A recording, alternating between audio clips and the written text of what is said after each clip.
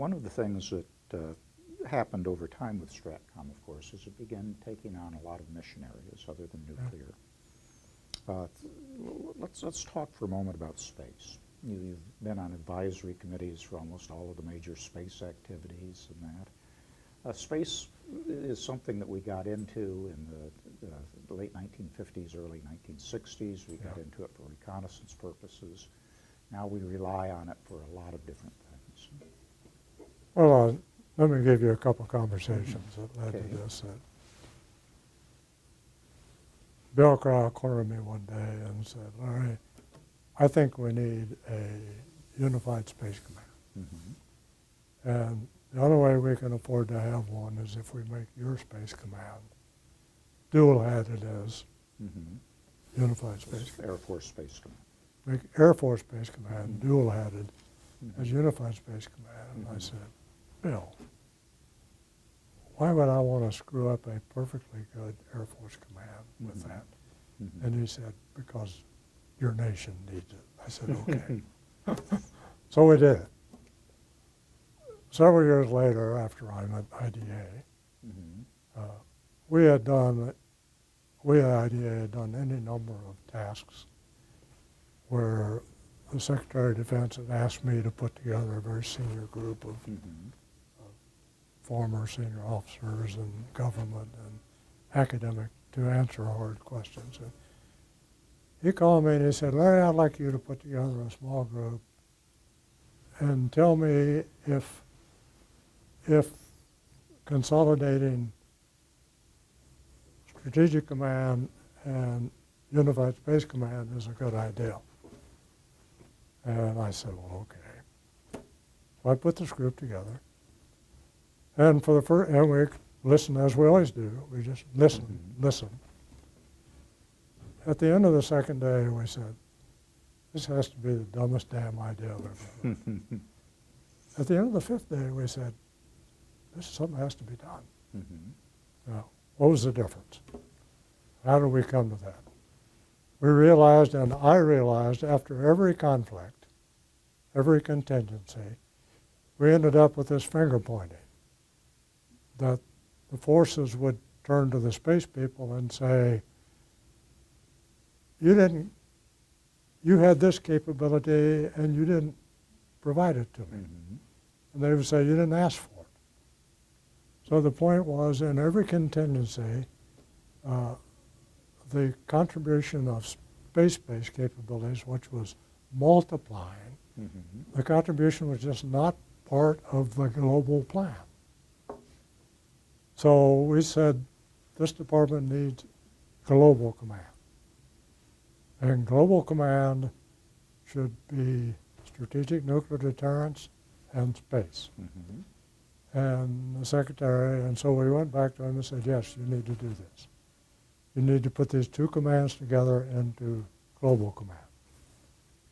He agreed to the name, but then it turned out that's too hard. If you consolidate the two, you don't have to have congressional approval. If you rename the command, then it's a new command, and you have to, so anyway. So for 2 years, we called it New STRATCOM, and put those two together, and it worked. It really worked. Now you see that the warfighters, the planners, they understand the contribution of space. They understand you don't do anything now without space. That you don't communicate, you don't navigate, you don't do anything without space. So now space is integrated with other domain operations in a way that never could have happened, I don't think, if we hadn't formed global command. I'm sorry we couldn't call it that, but they are strategic, so that's okay. Well, we were just talking about space and STRATCOM. Let's talk about cyberspace and STRATCOM. Well, I had a similar, again, I got a tasking from Secretary of Defense and the Chairman of the Joint Chiefs to put together a small group to look at command and control of cyber, because it was becoming clear to everyone that cyber was going to play a larger role across all the domains. Mm-hmm.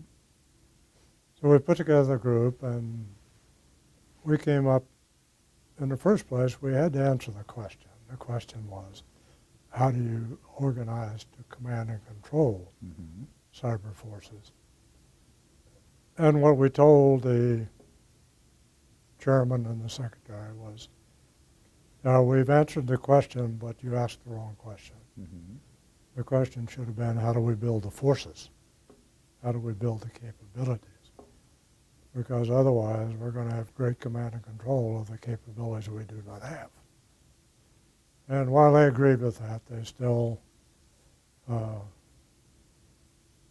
wanted to solve the command and control issue. So we told them that you inevitably have to involve in NSA, Mm-hmm. because NSA is the greatest well of expertise, Mm-hmm.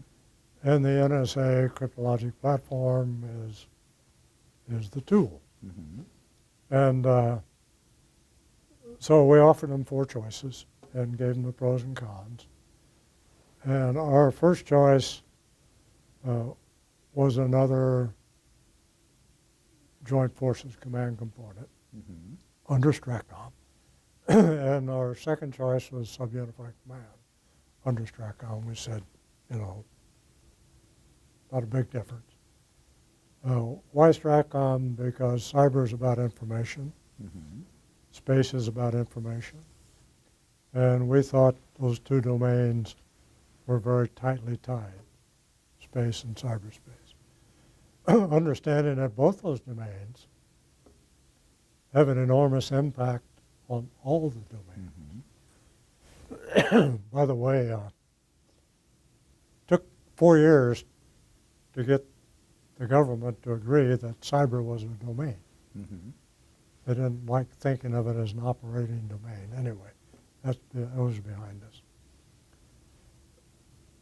So the concern was, how do we take advantage of the NSA capabilities and NSA experience while changing from an intel-focused paradigm into a forces focused. Took about 3 years then for Cybercom as a sub-unified command to actually define the cyber force structure, Mm-hmm. treating them as forces, not just as capabilities. Mm-hmm. And so in my view, the commanders of STRATCOM, since we did that, have managed this with a light touch. Mm-hmm. They have not been intrusive into the sub-unified command, and yet they have provided very strong support to the sub-unified command. And I think that works. Mm-hmm. And I think it needs to be part of STRATCOM, Mm-hmm. because it needs to be part of global command. I'm not fond of creating orphans Mm-hmm. that have, so now the business of trying to make Cybercom and totally independent combatant command, I don't know how to disconnect Mm-hmm. cyber from every other command and every other domain. Mm-hmm. So it has to be a global command. Mm-hmm. It has to be a strategic command.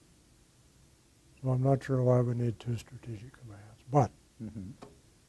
if they decide that, they'll make it work.